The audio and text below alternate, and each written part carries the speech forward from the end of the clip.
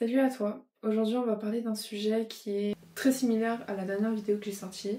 C'est l'acceptation vs l'amélioration de soi. Mais ça va pas parler du plan physique, mais ça va parler de ton comportement. Ça sera pas la même façon de voir les choses que quand on parle du corps physique. Puisque dans l'ancienne vidéo j'avais dit que accepter, c'était vraiment accepter quelque chose que tu ne pouvais pas l'améliorer. Et du coup essayer de le mettre en avant du mieux que tu peux. Et améliorer, c'était vraiment quelque chose que tu peux changer un peu ton corps. Pour ceux qui veulent en apprendre plus, je vous invite à regarder cette vidéo parce que c'est un point de vue très différent quand on parle d'acceptation et d'amélioration de soi. Dans cette vidéo, c'est plutôt accepter pour améliorer. La première étape, c'est d'accepter ton comportement. Et quand je parle d'accepter, c'est accepter sans jugement, accepter sans se mettre de pression, accepter qui tu es aujourd'hui et non demain. C'est accepter ton passé et de ce que tu es maintenant, pas demain, mais vraiment maintenant. Accepter sans mettre quelconque émotion, sans mettre quelconque d'excuse.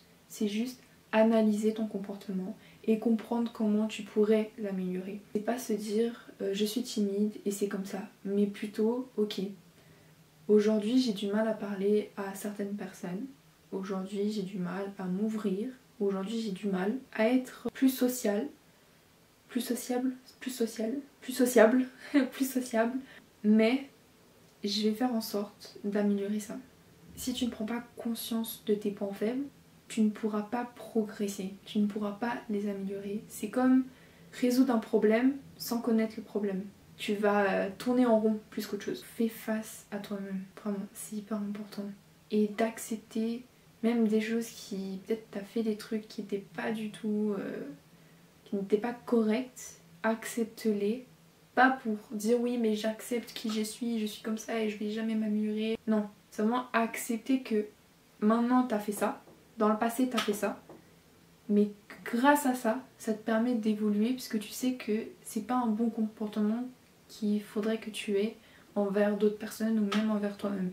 Je vais te donner un exemple qui m'est propre pour que tu puisses mieux visualiser un peu la chose quand je parle d'accepter et ensuite améliorer.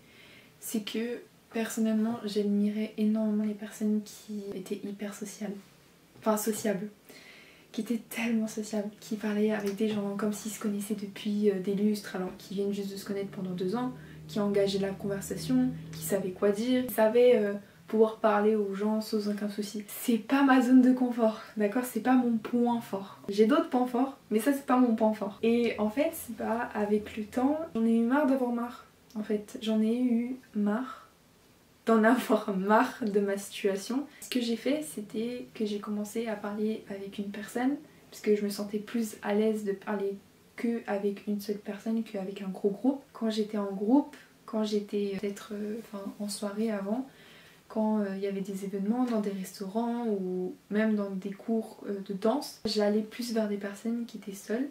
J'étais plus à l'aise pour aller vers ce type de personnes.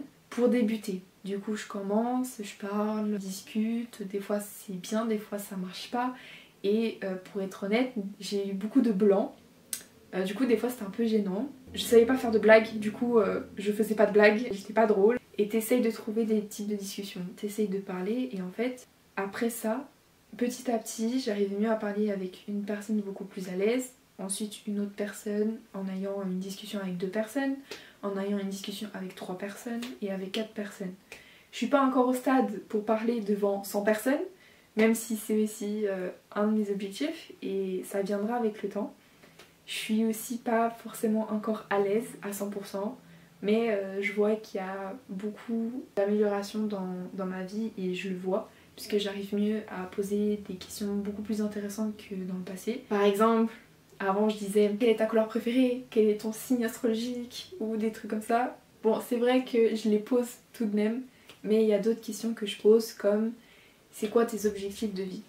Et j'aime beaucoup poser cette question-là, parce que ça me permet de comprendre comment t'es un peu, pas pour t'analyser et ensuite te manipuler, mais plutôt être fascinée que ta vie elle est complètement différente que la mienne. Et vous allez me dire c'est logique, mais Je trouve ça fascinant de voir que des personnes ont des objectifs différents. Et quand je parle d'objectifs, dans leur vie en général, c'est vraiment dans n'importe quoi. C'est pas forcément professionnel. Alors je parle de la timidité et de pouvoir être un peu plus social et tout ça, mais ça peut être n'importe quel sujet. Ok, c'est juste un exemple pour que vous puissiez voir un peu le truc quoi. Pour que vous puissiez comprendre, en gros.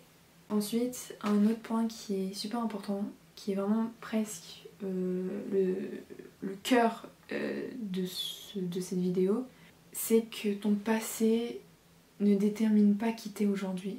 Donc l'excuse du oui mais mes parents m'ont frappé, m'ont tapé, m'ont insulté, m'ont manqué de respect, donc c'est pour ça que tu manques de respect envers une autre. Non.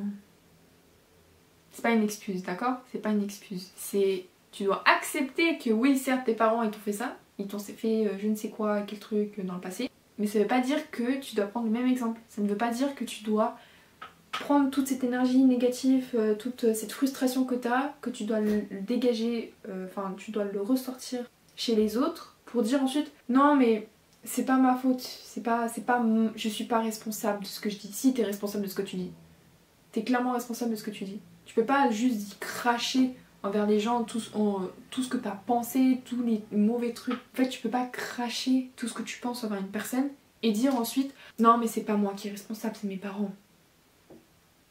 Bah non, ça joue pas, parce que quand quelqu'un va mal te parler et qu'elle va te sortir les mêmes excuses, t'auras du mal à avaler cette excuse là aussi. Et ensuite tu vas commencer à te plaindre devant tes copines ou devant tes copains en disant non mais t'as vu cette personne, elle me parle mal, puisque soi-disant ses parents ont fait ça, c'est pas une excuse. Oui bah toi aussi tu fais la même chose. C'est pas logique.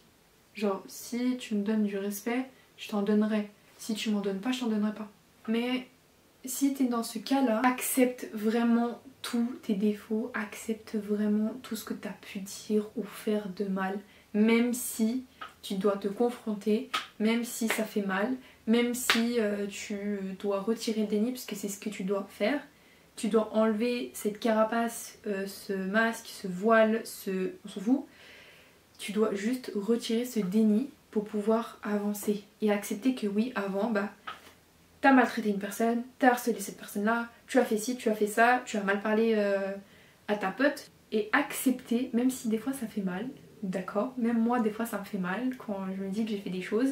Je me dis, ah je t'ai pas été très cool à ce niveau-là, même si j'étais peut-être pas consciente de ce que j'ai fait. D'accord? Mais c'est au moment où tu prends maintenant conscience de ce que t'as fait dans le passé, ça va te permettre d'évoluer. Quand tu analyses ta vie dans le passé, de ton caractère que tu as jusqu'à maintenant, enlève les émotions pour pouvoir analyser et être juste. Et ne pas se dire oui mais j'étais méchante puisque elle a fait ça. Ok, certes c'est vrai, elle a fait ça. Mais c'est pas une excuse pour que tu lui répondes de telle sorte, par exemple.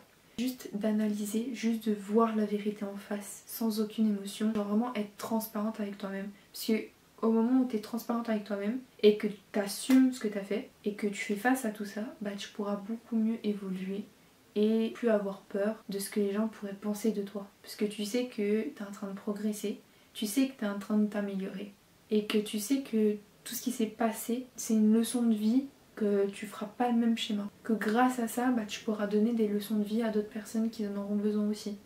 Que grâce à ça, bah tu vas devenir une meilleure femme ou un meilleur homme dans ta vie. Quand tu apprends quelque chose dans ton enfance, c'est pas seulement ce que disent tes parents en te disant ah mais tu dois pas faire ça puisque c'est méchant. Non. Des fois tu as le comportement que tu as puisque tes parents te le montrent, puisque tu l'as vécu, puisque ton cerveau a enregistré un schéma qui s'est répété plusieurs fois et du coup aujourd'hui tu as ce comportement d'une part aussi à cause de eux. Je parle de parents mais en réalité c'est les adultes en général, les fréquentations avec qui on traîne. Ça peut être aussi l'école, ça peut être aussi les inconnus, ça peut être les voisins, ça peut être n'importe qui. Toutes les personnes qui ont eu un impact dans ton enfance. Même si tu as des bons parents, tu as peut-être vu quelque chose de choquant, de traumatisant qui venait pas de ta famille, mais qui venait d'un inconnu ou de l'école, d'un prof, d'un élève, peu importe. Et ton cerveau il a enregistré ça. Et il s'était dit que c'est normal, que je vais me comporter de cette manière-là, ou peu importe, mais tu auras une réaction face à ça. Et ça a sûrement influencé ta perception ta perspective de ta vie et qui a du coup une influence dans ton comportement que tu as aujourd'hui. Et ça, c'est important d'aller jusqu'à la racine de pourquoi tu te comportes de tel. Même si ça fait mal des fois d'entendre ou d'admettre un truc que tu dois t'admettre à toi. Bien sûr, je dis pas que tu dois te confesser à tes copines ou que sais-je. Il faut que tu te confesses d'abord à toi ou à Dieu pour ceux qui sont croyants. Et de voir la vérité en face et se dire ouais bah je réagis comme ça puisque dans le passé c'est comme ça. Maintenant comment tu fais pour l'améliorer? Pourquoi rester dans ce confort qui alimente juste ton ego et ton déni? Pourquoi rester dedans? Et pourquoi pas sortir de là? Un jour, la réalité te rattrapera et tu réaliseras que le temps a écoulé sans que tu aies agi, sans rien faire. Et ça va être très dur.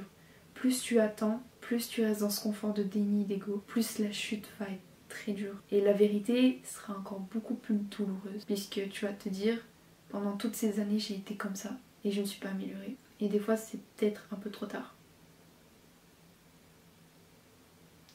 Voilà. Un autre point qui est important pour améliorer ton caractère, c'est savoir dire non. On a des fois tendance à trop dire oui, alors que au fond de toi tu ne voulais pas, par peur qu'on n'accepte pas ton nom, par peur de se faire juger, par peur que tu ne fasses plus partie du groupe. Mais je vais te dire les choses, mieux vaut se faire éjecter d'un groupe qui ne te tolère pas que être dans un groupe qui te tolère juste par intérêt. J'avoue que c'est dur des fois de dire non, qu'on a eu tellement l'habitude de dire oui pour tout et pour rien, mais apprends à le dire. Au début, je t'avoue, tu vas hésiter à dire non, d'accord? Mais n'abandonne pas pour dire non, d'accord? C'est possible que tu voulais dire non mais t'as dit oui, c'est pas grave. La prochaine fois tu diras non, d'accord? Dis-toi à chaque fois que, ok, cette fois-ci je vais dire non, puisque j'ai besoin du temps pour moi, je vais devoir annuler les rendez-vous que j'ai eus ou peu importe. Imaginons il y a une pote à toi qui te demande on va sortir et que t'as juste besoin de rester chez toi pour être au calme, bah tu dis non. Et si t'as dit oui puisque t'as hésité etc, c'est pas grave, c'est vraiment pas grave, tu le feras une prochaine fois. Ou petit à petit, bah tu diras non. En fait des fois c'est dur parce que t'as peur de blesser, t'as peur de décevoir, t'as peur d'être mal vu, t'as peur de... peu importe, t'as peur. Malheureusement quand tu dis oui à quelqu'un, tu dis non pour autre chose. Et dire non, c'est aussi une manière de se respecter. C'est aussi une forme pour se dire à soi-même bah, que tu te respectes en disant non puisque t'as aussi tes limites. Chaque personne a ses propres limites. Quand je commençais à poser mes limites, souvent je me justifiais, souvent j'hésitais, mais après j'ai compris que j'avais pas à me justifier pour être en accord avec moi-même. Et toi non plus, t'as pas besoin de te justifier à quelqu'un si c'est en accord avec toi-même. T'as pas besoin de te justifier. La personne elle te pose la question, est-ce que tu veux venir? Oui ou non? Tu réponds à la question, oui ou non. T'as pas besoin de dire non puisque je suis occupée. À part si tu veux parler, puisque ça te fait plaisir de parler, ainsi soit-il. Tu n'es pas obligé de donner une justification à chaque fois. Mais des fois c'est dur. Même moi encore des fois j'ai un peu du mal. Mais des fois je me force à le faire. Et les gens en général ils le prennent pas forcément mal. Vraiment. Et s'ils le prennent mal, c'est pas des bonnes personnes. Ok, essayez de vous en éloigner ou essayez de pas trop parler, peu importe, mais éloignez-vous puisque vous aurez accepté, si c'était l'inverse, si vous aurez changé les places, vous aurez accepté que la personne elle dise non parce qu'elle a une vie.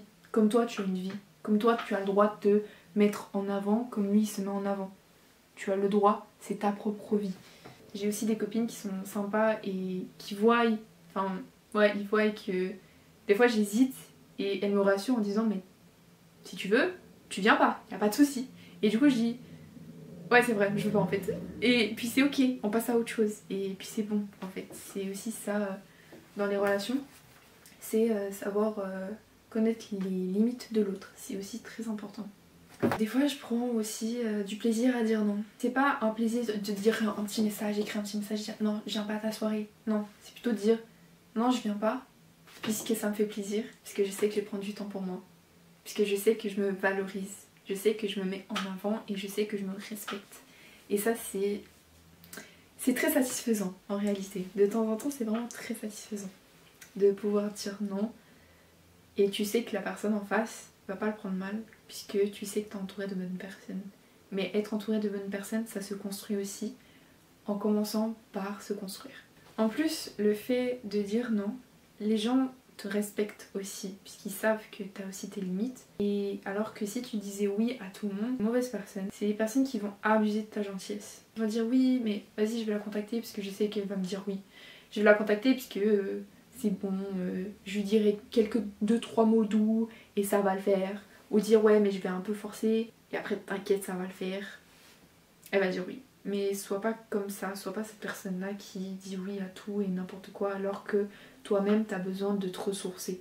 Si t'as envie de dire oui, puisque ça te fait plaisir d'aider, puisque t'as le temps, puisque tu peux, puisque t'as une bonne énergie et tout, va aider, y a pas de problème. Mais si justement une personne te propose et qu'elle te fait même culpabiliser, puisque tu lui expliques quand même que t'as envie de rester chez toi et te poser à ne rien faire, et que la personne elle te fait culpabiliser en disant oui mais viens, comme ça tu fais quelque chose, désolée, mais je vais te dire quelque chose, c'est que tu fais quelque chose en restant chez toi à ne rien faire.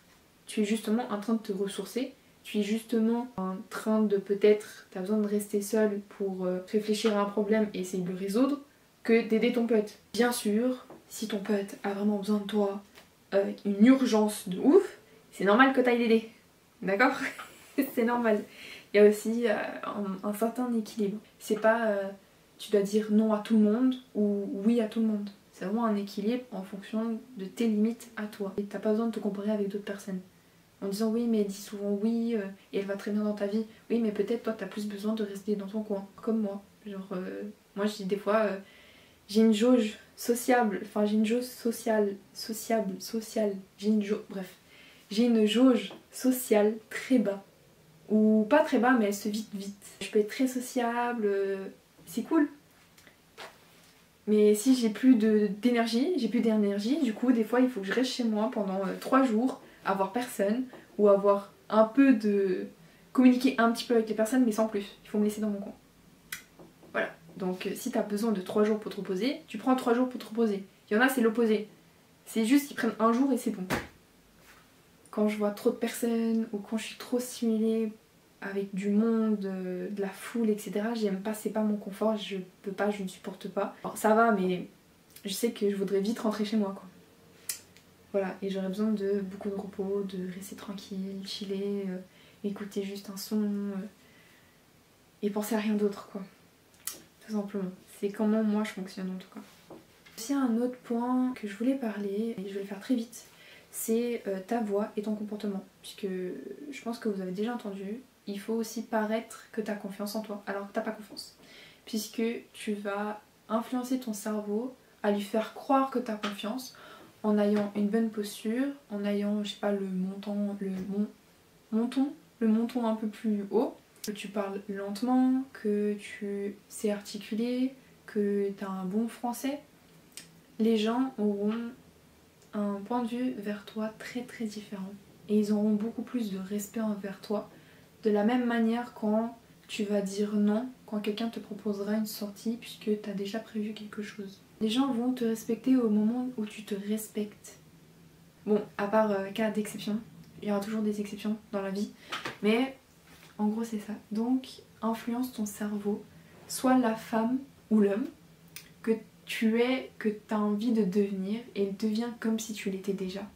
Et petit à petit, bah, ton cerveau il va se conformer à être cette personne. Avant de finir cette vidéo, apprends à accepter tes défauts, apprends à qui tu es aujourd'hui et pas demain.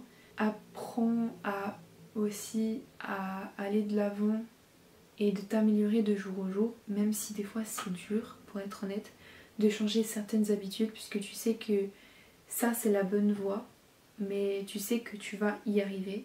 Pour que tu comprennes, des fois ça arrive de rechuter, et c'est ok, tout le monde rechute. Même moi j'ai rechuté, même les personnes les plus célèbres que ce que vous voulez, ils ont déjà aussi rechuté, mais ils se sont quand même relevés. Alors peu importe le nombre de fois que tu rechutes, le nombre de fois où t'as pas su dire non, accroche-toi, parce que peut-être la prochaine fois, tu vas réussir à dire non. Du coup, on se dit à la prochaine. Je vous souhaite tout bon courage à tout, surtout dans votre vie. Et on se dit dans un mois. À dans un mois. Voilà. À dans un mois. Bisous.